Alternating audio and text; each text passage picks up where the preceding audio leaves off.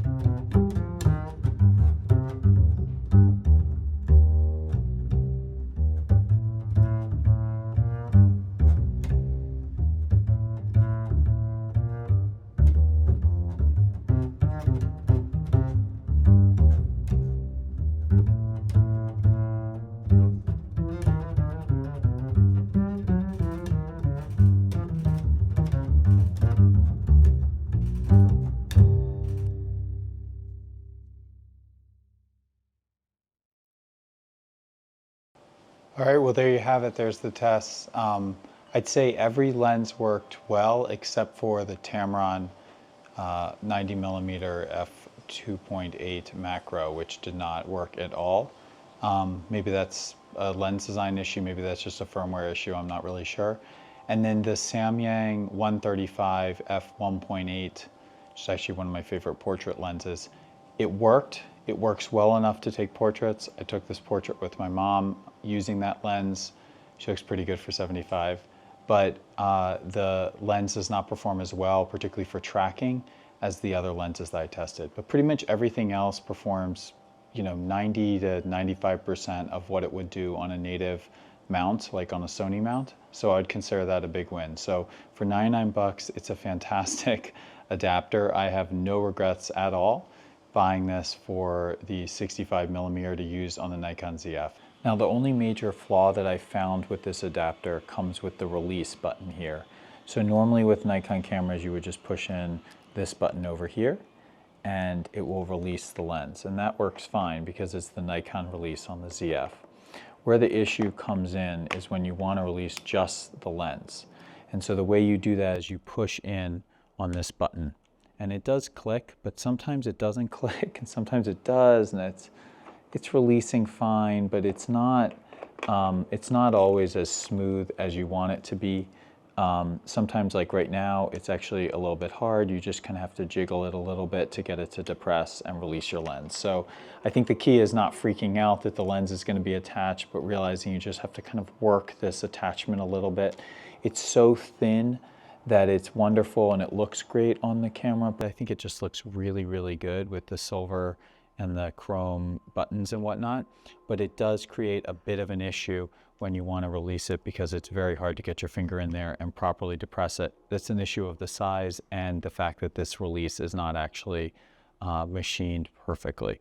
So that's the only issue I found with the adapter, which is definitely not a big concession to make for a $99 adapter that makes all of your Sony glass available on the Nikon Z camera.